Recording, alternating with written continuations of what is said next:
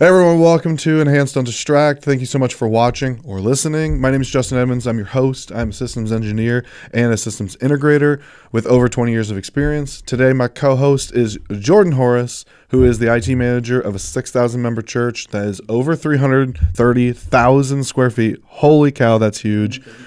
And also a background in broadcast television. And today we are talking about systems and what does that mean and what does it look like. And before we start that, make sure you smash that subscribe button. You're going to want to get all this content. You're going to want to follow us. You're going to want to comment down below, all that kind of jazz. But let's get into it. All right, so what is a system? I guess let's just start with that. Jordan, like, what is a system? Yeah, it may be sounding simple, but it's really just a group of gear that has an objective. It has an outcome. It wants to, get good sound, wants to get IMAG feeds. It's just a group of gear that has an output. Yeah, so you're talking like a network, right? The switches, the edge, the cables, the access points. That all of that combined is a system, right? The group of gear that kind of makes a system and works hopefully harmoniously, to get a result. Right. Audio systems would be soundboard, amplifiers, speakers. That's all a system together, right? Yeah. And so your normal church is probably combined of multiple systems to make something function, right? Right, yeah. Most churches will have sound system, video system, some type of network. Those are kind of the three. Yeah, lighting as well. Lighting, video, yeah. What should be the goal of each system, you think?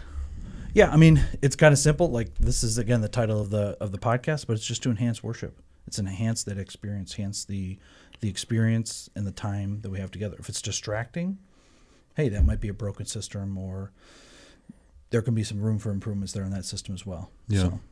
Yeah, I've always kind of felt like the systems are designed to make things be easier or go smooth, right? Mm-hmm. And that's how you enhance something, right? That doesn't mean that you're never going to have problems. It's technology, let's face it. Like, we're always going to have problems in some way, shape, or form. But this idea of, like, making sure that everything goes as smoothly as we can make it go, and then that way we're overcoming, random hiccups, not I know this is going to happen. Let's just be prepared for it. Yeah. Thing where it's like, well, every third Sunday, that needs to be reset. That needs to be rebooted, or like we have these 7 converters that are all plugged into each other, so it's like, so they can work, type thing. That's not a system, right? Like when you're kind of hodgepodging things together and it's like this converter goes to this converter, goes to this converter. Yeah. That's not a system, right? That's a makeshift. Yeah, it's a makeshift. But that also might be a point of like, hey, do we need a system like this? Hey, yes, we do. We like this outcome. Let's invest into a system. Right. So it kind of can be a proving ground. But yeah, there's design behind a system. Right. So that was what my next thing was going to be like. What would you say is the difference between a group of gear and a system? Right. And I think it's just design and objectives. There's a creative and experience mind behind a system that's designing it to work harmoniously. Right. I'll probably say that a few times in this podcast. Intentional. Like there's intentionality behind it. Yeah, exactly. Just like creation, it works harmoniously. And with it then also, with the design, there's an objective. Hey, we are going after desired output. We want sound at this SPL. We need coverage in these areas for sound. We want to be able to do IMAG. We want to be able to stream. We want to be able to cut these cameras together without color bars coming between them and things like that. So yeah, I think for me is like, I think the biggest hiccup in system design that I get when I work with clients that ends up always being a frustration for them and for me is like, obviously like things always get cut because of budget, right? And the things that get cut usually are the ones that are like seem small but do such a big role. Mm-hmm. Let's talk about ProPresenter for a second. Okay? Because this is the biggest frustration I have, right? I've got another one to share too. So go ahead, yeah. So when you have your Mac, right, and you are talking into a display system, because that's what I call systems in the building, like projectors, LED wall, distributed video. Yeah. So display system, and then you're also talking to a camera system, which would be like an ATEM with cameras that are going live or being recorded or whatever, right? Right. So what do you have in that system? Okay, you have the computer. Let's just say that you have an iMac that's running ProPresenter, and then you have to get multiple outs, right? You have to get a full version of lyrics Yep. to the main screen. You Yep. have to get a lower third to broadcast. You know, and you have to get a confidence monitor for the band Yep. and for the pastor, those kind of things. And then so you're talking 3 displays, okay? Yeah. And so And then the operator, which is the ambient. right, yeah. So you have 4 displays technically on this machine, right? Right. And so when you have converters and one loses power and it rejiggers the whole system, right? Yep. And then something's not working, and then you have a client that isn't like super knowledgeable because like they kind of want a turnkey system because not everyone has paid staff that understand all that, Right. Right. And it's like, everybody wants a turnkey system. yeah, I mean everyone Yeah. does, Yeah. but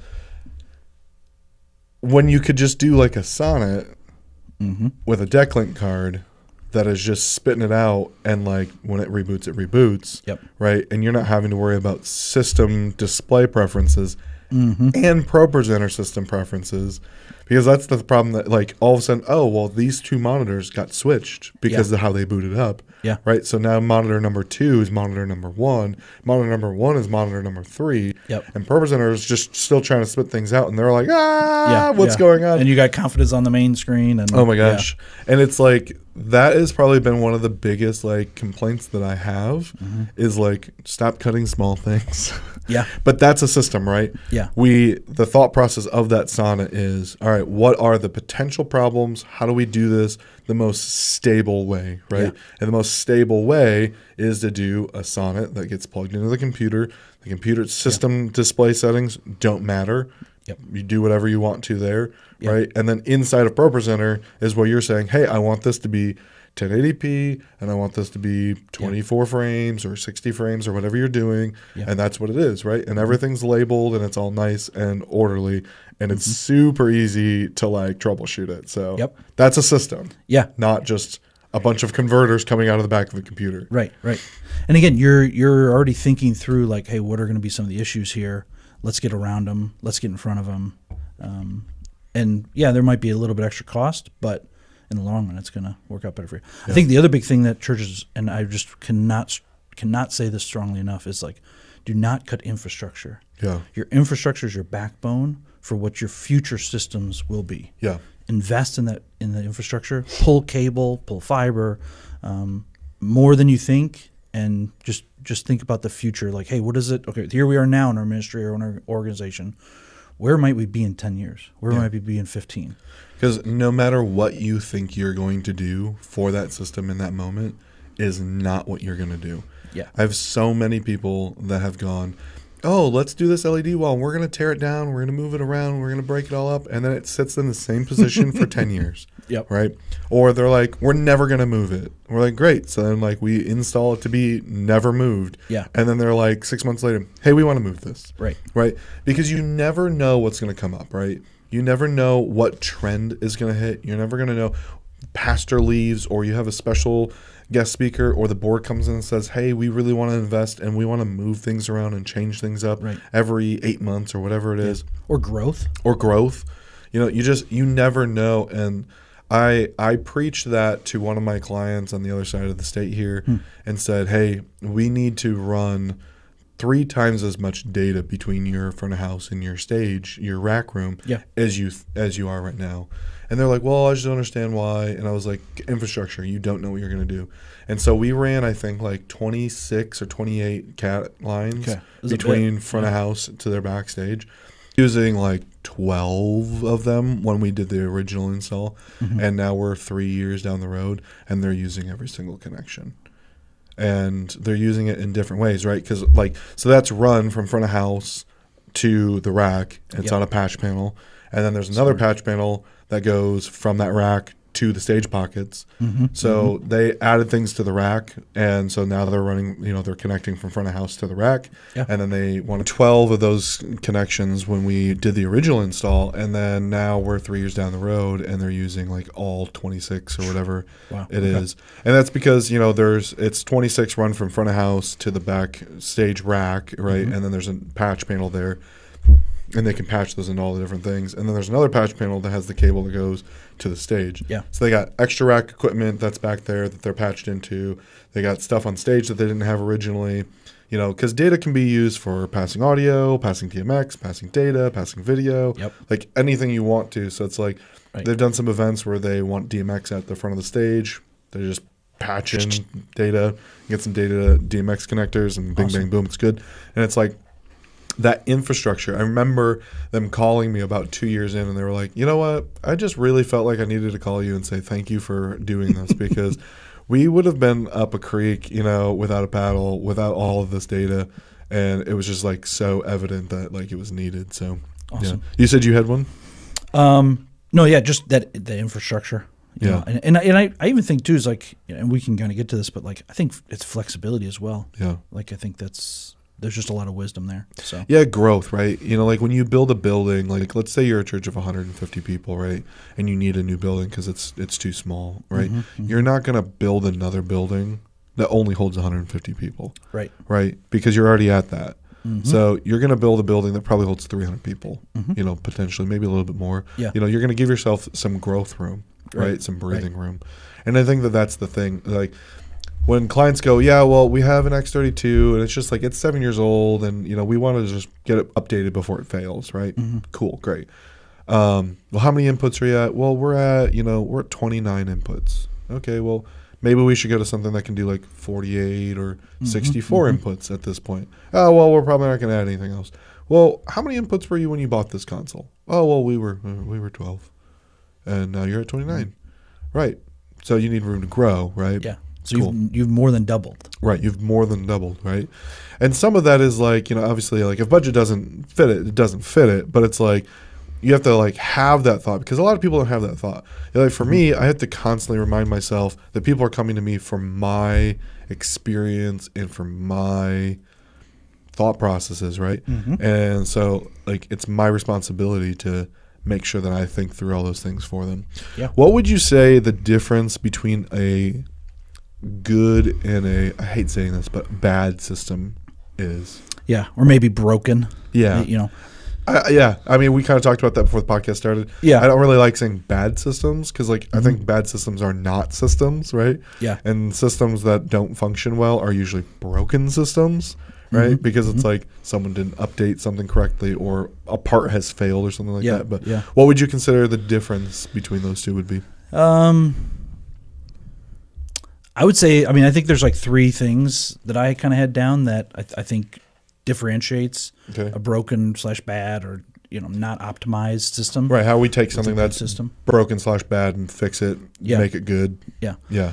I would say first off, it's if the system just does not get your desired output, if it doesn't work. Right. I think I know it's like duh, but break that down. What do you mean? What doesn't work? Is it physically doesn't function, or like isn't doing what you want it to do, or both? Okay. I mean, it very well may be like, hey, this input on the switcher is bad. Hey, this channel is bad. Right. So we just don't use it. Well, you start get to a threshold of like so many of those channels, and now it's really starting to impact your workflow. Right. That would be a broken system, where now the gear is holding you back from what you want to achieve.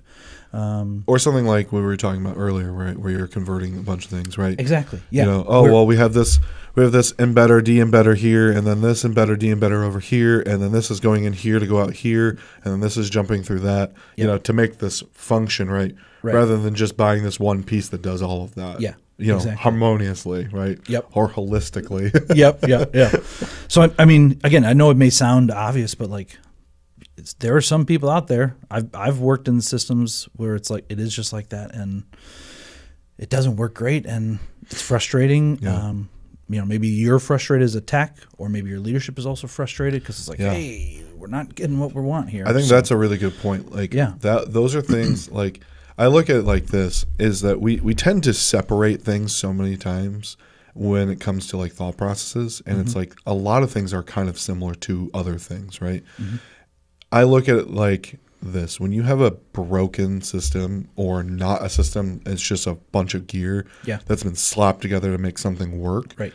Band-aided and it constantly has problems, and the pastor's constantly frustrated with you, or someone who donates to the congregation, like from the congregation. Everybody's frustrated. Everyone's frustrated. You're frustrated as the tech. The pastor's frustrated. The congregation's frustrated. Everyone's frustrated, right? And you don't fix those things, I look at it like this, the same way as if I'm mad at you for something and we don't figure it out and come to a resolution, what does that do between us? Yeah. It creates bitterness. Yeah. More and more friction. Our relationship degrades and that just falls apart. And then that potentially will lead to us not having a relationship anymore. Yeah. How many techs have you seen quit, throw their hands up and say, screw this church, I'm out of here. You guys don't care about this. You don't care that it's frustrating me. Yeah. I've come to you a million times. Like, I understand that money's tight, but like, we got to have a game plan, right? Right. Have that game plan be, hey, listen, we don't got money right now. Let's figure out how much this is going to cost. All right, cool. It's $10,000 to fix this problem. Okay. Yeah. Well, we're going to try and piece that together over the next 6 months, year, 2 years. Right. Because we just don't have that kind of capital. Right. Because that communication relieves that. Right. And now it doesn't feel like I'm just, no. You're not carrying that weight. Right. When you communicate that to your leadership, to your manager, to your worship leader, you're now sharing that burden. Hey, just so you know, this is failing. We need a solution here. Yeah. Yeah. So I think that communication is huge.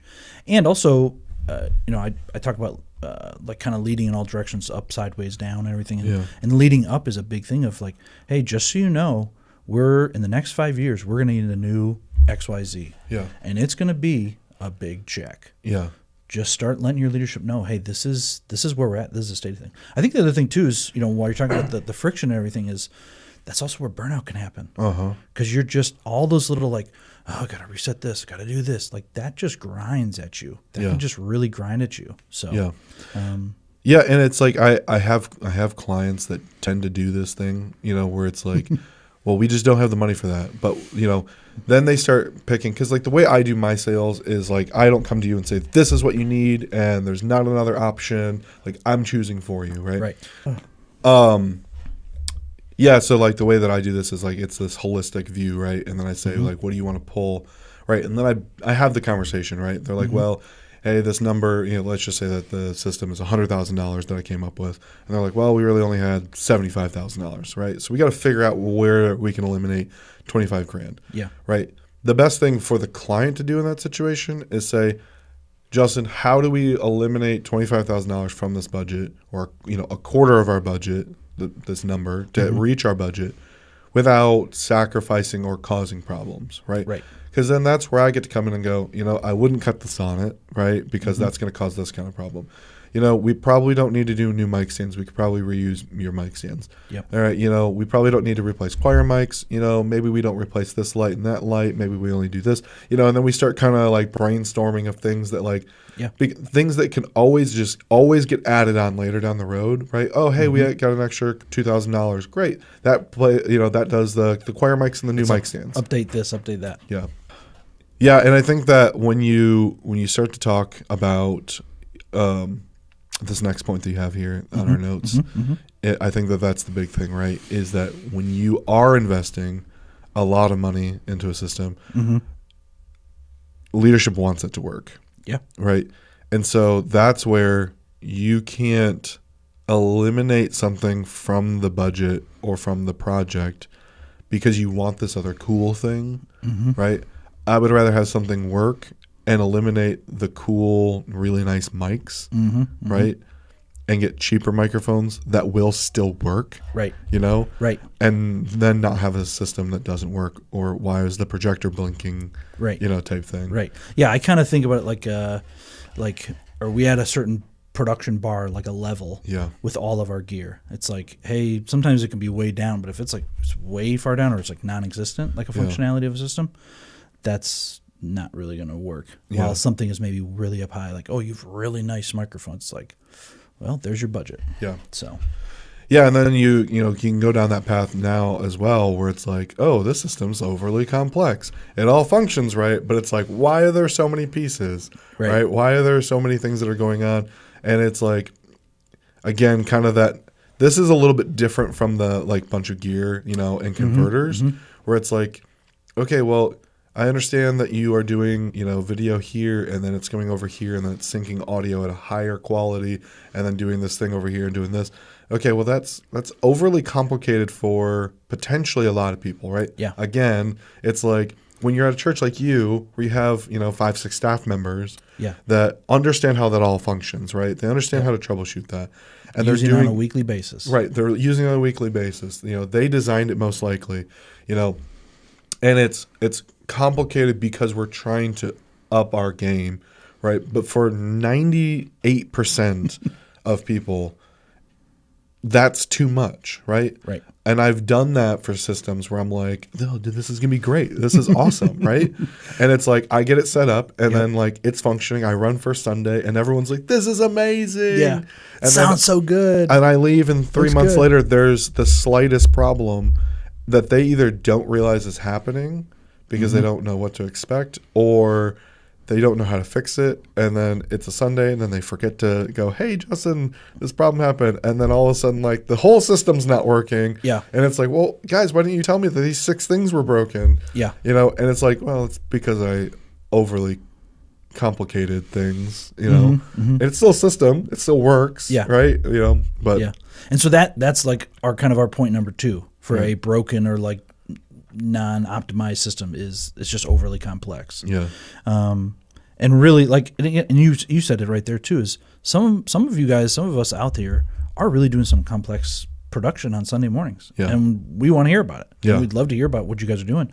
But some of us, and we've all been there, Yep. we're tacking things onto these systems.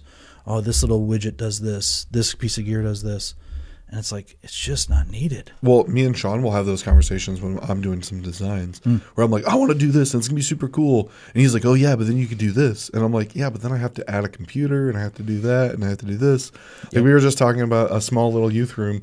And I was like, I think I'm going to do an ATEM. And he's like, oh, but, that can be messed up. And we could do a stream deck. And I'm like, yeah, but then I have to add a computer into it, right? And then it's like, okay, and then we have that conversation, right? And that's where the two of us come together and like we break it down, right? Yeah. What's the situation? How are we doing this? Well, yeah, you just saved the startup, preset, right? So if anything gets messed up, you just reboot the ATEM. Yeah. Right? And it goes back to the original startup session that I created. Yeah. And then that's where it's like, we simplified that. But like we have to pull ourselves back too because like we're engineers, right? Right. We know how all the systems work. Right. I could deploy a really, really complicated system, know exactly how it functions, how to deploy it, and run it every Sunday without really any issues. Yeah. 99% of people cannot do that. Yeah. 99% of volunteers Exactly. can't do that. Exactly. Volunteers. Yeah. I mean, I just have to remind myself and remind our listeners too, is we're in this stuff, again, like on a weekly, daily basis. Our volunteers might serve once a month. Yeah. For them to remember some of the complexities, some of the idiosyncrasies of systems and things, we just got to remember that like that's tricky for them. That's really hard for them. It puts them in a hard spot. So. Yeah. Sorry, I have a cold. I'm like okay. getting over it. And I've been trying really hard this entire podcast not to like let it be known, but I've like sniffled a couple times. To finish that up, I'm not calling anyone this, but it's KISS, right? Mm-hmm. Keep it simple, stupid. Or right? silly. Or silly, Yep. whatever you prefer. But I mean, that is literally like break it down to its simplest form, right? Yeah. Quick producer note, maybe keep it simple, sweetie. Thank you, Sean. Keep it Or simple. can we do like a bleep out for another S word? Keep it simple, sweetie. You could fill in a blank there. Yeah. Yeah. So, I mean, but like that, break it down to its simplest form, right? I've been in so many places, and I've done this myself too, where it's like, I probably didn't need that, and I didn't need that. I probably could have just done this one thing, and sometimes that comes where it's like, you don't know that a product exists, right? And so you're like, okay, the way we've done this, because this didn't exist at the time, right? Is we did this, this, and this, right? These 3 pieces accomplish our goal. Right. Well, that's how I've done that. I've done it 10 times, right? And then you don't realize that there's another company or someone else, because there's always that guy that goes, I'm going to figure out how to not have to have these 3 pieces. Yep. And then he invents something and creates a company out of it. And then it becomes a legitimate thing, right? Resi. Right. That's 100% what happened with Resi. Yeah. They had a problem. They figured out how to solve this problem at their church. They invented this box, and now it's one of the highest level platforms for live streaming that's out there, right? Yeah. And so the idea of this, like making sure you're talking with people, being connected, and keeping it simple is usually the best result. Yeah. Right. So No, yeah, and simple systems, like, that's a big goal of ours at my workplace, and it just ring trues all many times, like just keeping it simple, and for like troubleshooting and for fixing things and just even having just having less. Yeah. Like there's less to go wrong. Yeah. So there's 100%. a lot of wins for keeping it not being overly complex, keeping it simple. Yeah. You mentioned that like we have all these volunteers, right? They're usually the victims for all of this. Yeah. And Unfortunately. I want to talk about how do we keep a volunteer who's there once a month and something does go wrong with a system? Documentation, right? Yeah. Yeah. Like, how do you go about doing that? What would you suggest to someone who goes, the system's been in here for, 20 years, 10 years. I've been here for a year. I don't even know how it all works. Like, how do you go about documenting that? Because there are a lot, like the thing about volunteers, like let's give it up for volunteers, right? They're amazing. And most churches have at least that one volunteer that's like, I don't know how I'm going to do this, but I'm in it because I want it to be good and I'm going to kill it. Yeah. Right? Yeah. Like you just tell me what I need to do and I'll do it, or I'll figure out how to do it. Yeah. Right? And so like that guy, how do we tell him right now, this is how you document this? Yeah. Just start tracing cables, buy a labeler, rent a labeler, start labeling cables. Buy a labeler. Buy a labeler. Buy a labeler. Buy a labeler. Buy a labeler. No, but seriously, I mean, like it is just some of those simple things. I mean, and at the end of the day, you're just trying to put pen to paper or put something in a spreadsheet or put something on a document so that and whoever's next or other volunteers and other team members on our staff can know how things are run. So yeah, labeling cables, drawing out one-line drawings, right? One line, even if it's just on a piece of paper, and just sticking that in a filing cabinet or taking a picture, upload to the cloud, that can be really huge. And honestly, I mean, I'm sure you do this, Justin, but like I even do that sometimes when I'm trying to figure out systems, design them, or even just at a rudimentary level. Like all of my designs start with a one-line drawing. There you go. Because I can't tell you how many times I've added and removed equipment. Because I'm like, literally, I'll drag a piece of equipment into my one line because I have software for it, right? So I'm actually making real one lines. And then I'll start drawing it and go, oh, this is overcomplicated. I could totally remove this. Oh, yeah, look at there. So it helps me keep it simple, right? Because, like, in my mind, it's like, or I go, oh, you know what? There's, like, 5 ways we could do this. And I can throw it in and I can start going, okay. And then I throw the second option in and I'll throw the third option in and then go, which one makes the most sense here?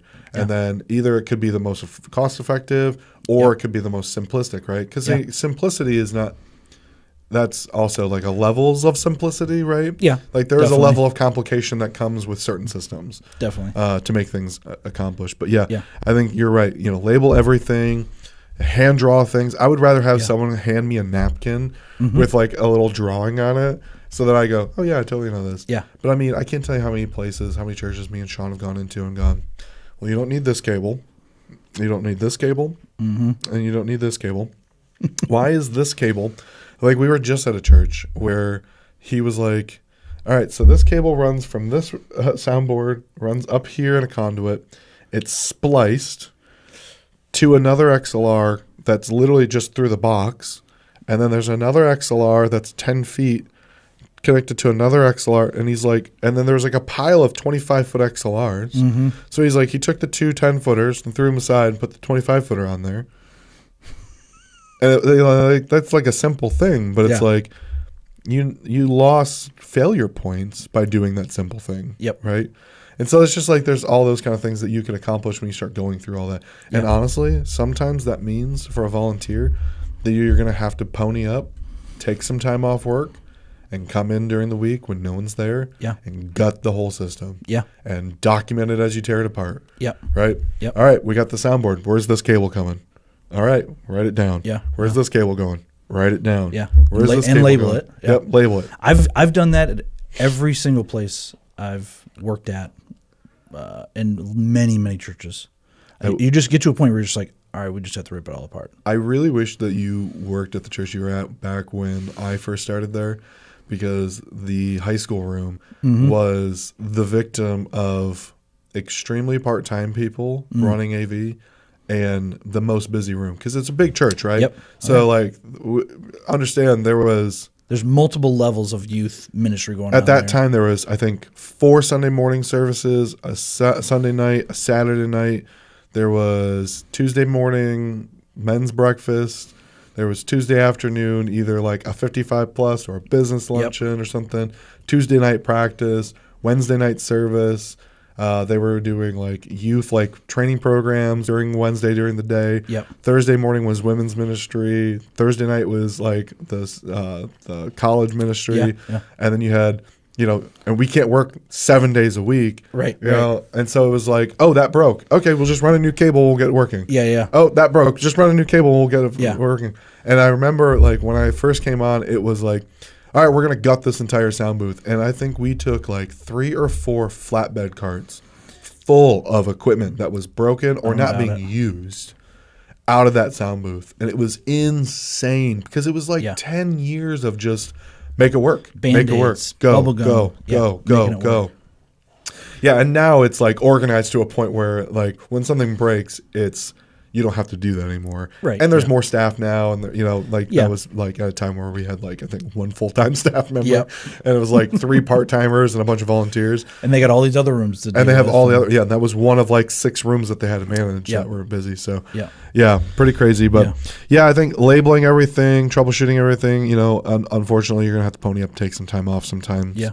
I would also encourage you too, if there's a super A-type volunteer that would love to be part of that and just has a gifting or a knack for organization, pull them into it too. Yeah. Just, they don't have to understand AV. that. No. Right? That's the thing is I could pull my wife into that, right? Right. And say, hey, this is what we're doing. We're going to start here. Help me trace this cable down. Right. Right? Yeah. And then document it, right? Can you just sit there while I trace this cable down? Right. And then you write it down on your document and then you print the label for me, right? That's something we can totally do. I mean, my 9-year-olds can help me do that type thing sometimes. So. Yeah. All right. So we've talked about all of that. How do we plan for the new system, right? Yeah. We are at a point where we're like, hey, this is so old, broken. It is just a bunch of gear together. We need an actual system. Yeah. Or you're doing a new build or you're something like that. doing a new build or a remodel or whatever. Yeah. How do we plan for the new system? And I know from an integrator side, how I do this, how as a client, what are the questions you have to ask yourself? What do you prepare before you even find someone like me? Right. And I would also say an integrator or anybody who's leading a building campaign or an expansion or whatever is going to help you process through this. If they're not, that's a red flag. Yeah. But I think first off, start with the why. What are we trying to do? Yep. What are our needs? I like to look at these 3 things. What are our needs, wants, and wishes? Our dreams. What are on those categorical lists? Hey, if it does not have this, our needs, it is not gonna Our current soundboard is literally failing. So if the new quote design does not have a new soundboard on it, it's not okay. It's not approved. Yeah. Right. Exactly. Yeah. Now, I only need 24 inputs, so I don't need 128 input capable console. Right. That might be a wish. Right. Or a want. Right. But I don't need that. Right. But I do need a soundboard. Right. Right. So that one item could technically fall in all 3 of those categories. Yeah, totally. Within reason. Yeah. But, just think about with your staff, with your team, your ministry, what are needs, wants, and wishes? What are we trying to do? Because if you have that information, that is going to drive this whole process. That is going to drive purchases. That's going to drive upgrades. Yeah. And that is going to be a huge help to your integrator if you choose to go down that route. Right. And I think that the way that I break that down is okay, we need a camera system because we live stream. There's 200 people to watch us online. Okay. Right. Cool. That's a need. Okay. Yeah. What's the next level of that need? Okay. Well, we need at least 3 cameras to accomplish what we are currently doing. Yeah. Right. We want 8 cameras. Right. But maybe budget isn't going to allow that. Right. Okay. So now you have the need and then you have the want. Yeah. Right. And then, maybe the wish is 8 cameras, the want's 6. Yeah. If I can't get 8, then 6 would be my next option. And if we really need to cut back and still accomplish our need, then 3 would be fine. Yeah. Right. So there's those 3 kind of categories. Yeah. Because a lot of times we're no, I need 7 cameras. Well, you don't need 7 cameras. You want 7 cameras. Right. Right. Like, yeah, it would be great to have a camera on the drums during worship. Totally would. Can we accomplish our goal without that? 100%. Yep. Is it a little less cool? Sure. But that's not going to prevent someone from worshiping or, meeting Yeah. Christ from our live stream because there's not a camera on the drummer. Yeah. Yeah. Right? Newsflash. Just saying.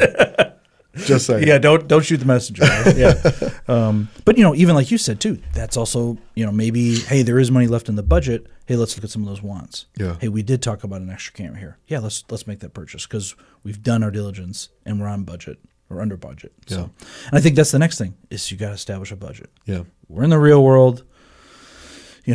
There is no blank check. Even for me, you need to let your leadership know. Hey, this is the range of cost. Wait. You're at a mega church and you don't have a blank check? No. Oh my goodness. No. That's surprising. We're accountable to dollars and cents as well, and we got to be on budget. And I honestly think there's also some creativity within the budget to just make things work. So if you have an unlimited budget, I think that's actually really challenging to make a system because things get overcomplicated. You get very complex and overly complicated. Yeah. Yeah. So I think the other thing I always encourage people I work with as well is budget in there 20% for contingency. You need cushion, yeah. So that's what I do that, because I kept running into that, right? And so usually what that means is one of two things, right? Mm-hmm. Either the budget is really, really tight, right? And so once it's always hard to go and ask for more money. Yeah. Right? So I really try not to. Yeah. I mean, because most of the time they're like, well, I just gave you 10 grand for that, Jordan. Right. Why do you need another 3? Right. Well, I didn't think about this. And we ran into a problem here because you're always going to run into a problem, right? Yeah. It's like opening up a wall, right? Mm-hmm. I mean, I'm working on a project right now where the electrician came in and was like, yeah, this should be pretty easy. And then he opened up the wall and went, this ain't going to be easy. This ain't going to be easy.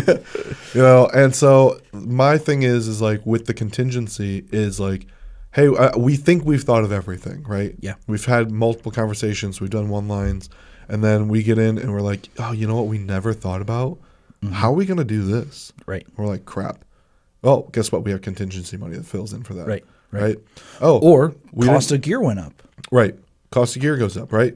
Because the time I quoted this, there's a price hike. Okay, well, I'm sorry, I can't eat the extra 6% that it just went up. Right. That's not my fault, and I know that's not your fault, but somebody's got to pay for it. Someone's got to pay for it, right? Yeah. But then, the other thing is I've had clients go, there's a bunch of wants that I want that I don't think that we're going to have the money for. Mm-hmm. And that contingency, because it's already been approved, then can fill some of those wants. Right. And it's okay, great. Everything's done. Let's grab some of these, extra wirelesses or, the nicer lens that we wanted or, a great pair of headphones for the mixer or, hey, why don't we upgrade the studio monitors for the broadcast mixer type thought process. Absolutely. And for the people that are super tight, then they're getting money back. Right. So you're getting extra added value. So yeah, I think the next thing is just timeline. Hey, are we trying to do this as soon as possible because something is failing, or hey, we're trying to do this in the next year. We're a few years away from this build. Just establishing the time. I mean, this is kind of general project management, honestly. Yeah. But the thing is, most churches have never had to do project management. Right. Because I don't remember who it was. It may have been the Philo podcast I was listening to, but they had mentioned, it may have been Mix U. Mm-hmm. The thing about it, most churches, what do? They do the same service every week, over and over and over. There's not really much project management that goes into that. Yeah. Now, for a church like the one you work at, that's a little bit different because you guys are doing all sorts of events and stuff like that are different from your everyday rinse and repeat Sunday, right? Right. And so this is something that's new. I've worked with so many clients, honestly, that are part of big coalitions or are plants from a bigger church. Mm-hmm. And they go, yeah, we have no idea what we're doing. I'm like, why aren't they helping you? Well, yeah, what if we call them and say, hey, I don't know how to do this? Obviously someone there knows how to do it, and they'll give us advice. But a lot of times those churches aren't going, all right, here's how we're going to do this. Yeah. Right? Just so you know, this is what you should be prepared for. I'm going to walk you through this. Right. Okay. I've got your hand this entire time. Yeah. And I'm going to walk through this, and I'm going to meet with you and tell you, pay attention to this. Yeah. Let's not use it for the screenshot of the podcast. Oh, that is totally the thumbnail.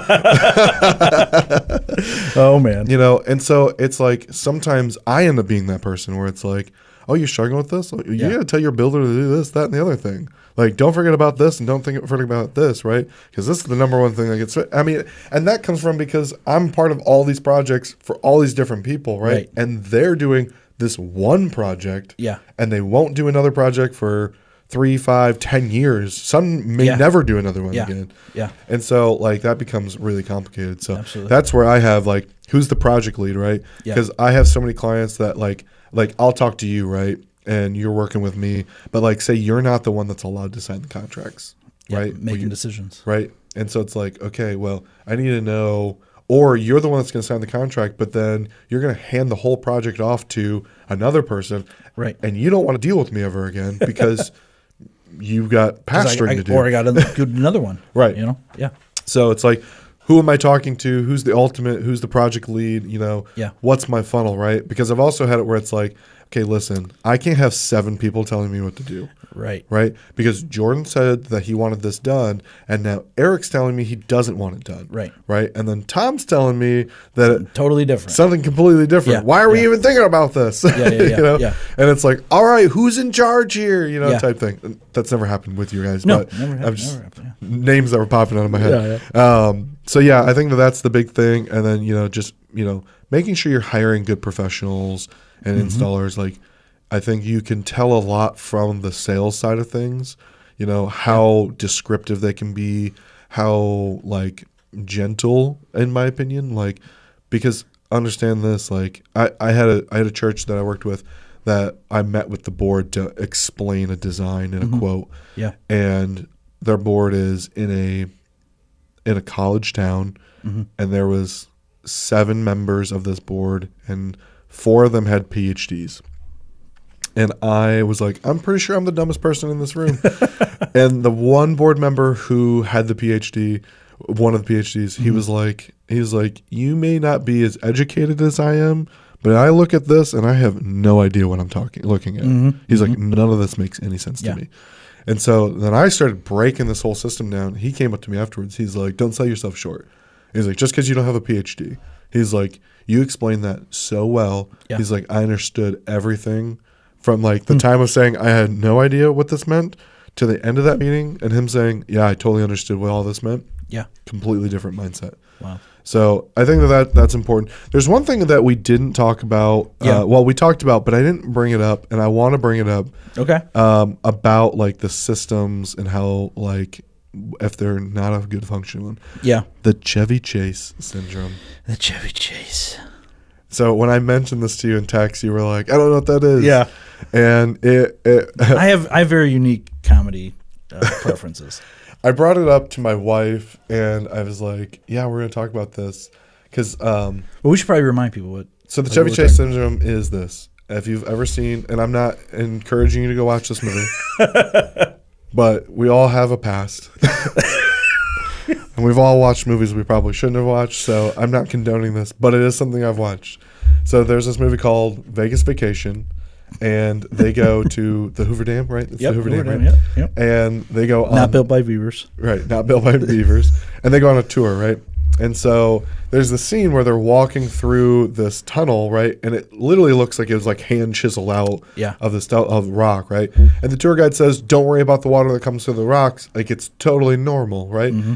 And, I mean, you walk and you kind of see where it's like, it's obviously like, there's just water kind of like running down the wall, not spraying out everywhere, right? Yeah. And Chevy Chase's character, I don't even remember, Clark is his name in the movie. Sounds about right, yeah. He like picks a little piece of rock while he's walking through, and this like water starts spraying out, right? And he's like, oh my gosh, just give me some gum. And he starts like chewing some gum and sticks some gum in that. And as he's fixing that hole, this other water springs. And then he starts like trying to fix that one. And he realizes he's chewing more and more gum. Right. And he realizes that the patch that he made was starting to fail. So he starts to try to fix that. And it's like, and he just kind of just eventually just gives up, right? We were talking about this frustration, just throw your hands up. I call that the Chevy Chase syndrome. Because that's what happens, right? Bubblegum fixes. Right. As you're trying to like fix something, like something else, it causes something else, Yeah. where the real solution to that would have been just tear the whole wall down, repair the whole wall, and make it stop leaking. So, yeah. No, or Band-Aid fixes, right? Right. They're temporary.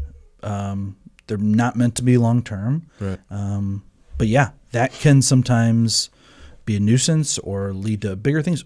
And I think you look at systems, because I've walked into systems where there's a lot of those. Yeah. And it's like, all right, we've reached our threshold of these. Yeah. And again, I just think they're meant to be temporary. There's nothing wrong with them being temporary. Yeah. But needing to figure out a long-term solution that's really going to fix the problem. Yeah. I think really quick. I think that's the other thing too. A lot of times they're also just symptoms of other problems. You know, like bigger. Like, okay, we're maximized on this, or hey, this is now this one main problem is causing these 5 other little ancillary problems. So. Yeah, or my building's having brownouts and it's killing my equipment. We Right. can't figure that out. Oh, we should probably get some batteries. That's a huge thing too. Yeah. So, Definitely. dude, I think we wrap this up. I think there's a lot here, Yeah. and I think we've talked through a lot of it. So, guys, comment down below. Let me know what systems you have, what are broken, what's not broken. Did we miss something? Are we off on something? I don't think we are, but We might be. We'd love to hear from you. maybe we are. Yeah, comment down below. But thanks for watching. Make sure you subscribe. If you have questions or want to reach out, justin@enhancedundistract.com. You can email me. You can follow us on Bookface and YouTube Bookface. and podcast audio version.